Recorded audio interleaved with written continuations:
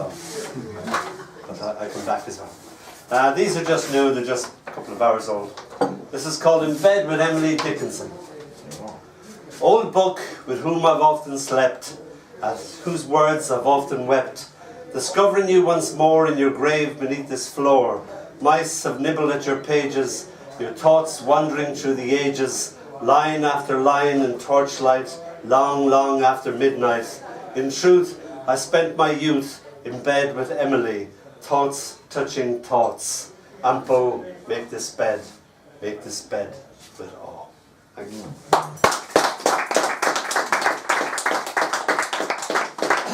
After writing this a couple of hours ago, so I'm not used to it either. It's called Yes, Yes I Am. He was like the dark when the light went out. Himself, but not himself. Erased. More the map of himself, and a crude map at that.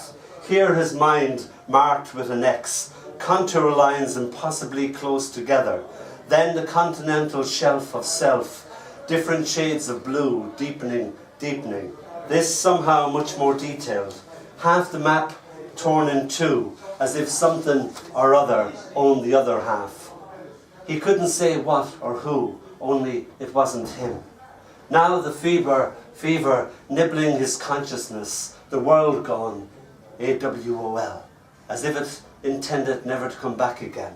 Somewhere in this thing that wasn't him, his sister's voice trying to coax him back into being. Her voice cool water, his mind sipping the sound of each syllable. Speech, precious, delicious, ridiculous words, but words nonetheless. His voice answering just for the sake of answering. Thought once again dressed in words. Yes, his voice said. Yes, I'm all right.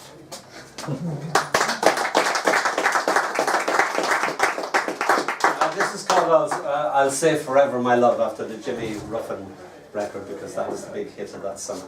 So it's called I'll Say Forever My Love. Granny's goose gogs, hairy on the tongue, beautifully bitter with summer. My cousin tells me they are hairy testicles. I cringe but eat them all. Granny's goose gogs, I taste that summer forever and ever.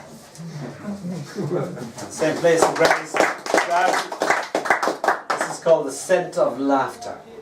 Their laughter gathers them together, forehead to forehead, as if one being, the world seen from the one mind. Their laughter entangled in the scent of roses that rises now from a past long since gone, like a half-forgotten fairy tale. The scent still present to his remembrance, as if that then was still now. What are they laughing at? He fails to remember, only their nearness, the scent of roses.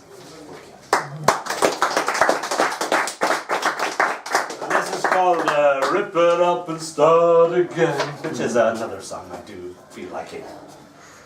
As you can see, I'm no oil painting, although I have been, thanks to Janice. I also don't take a very good photograph, but I've had to put up with my own ugliness. So this is called Rip It Up and Start Again. My mind poses, or rather adopts a posture for the camera. Even imagines the legendary Dickie Bird. But in the finished photograph, the mind is nowhere to be seen, only the usual camel-faced fellow smiling, if one could call it that. The usual quote of two sticky out ears, an enlarged proboscis that nobody could ever be proud of.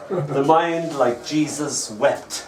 So this, ye gods, is how I appear to the outside world. No, no, we'll rip it up and start again. The mind sings to itself. Yeah, rip it up and start again.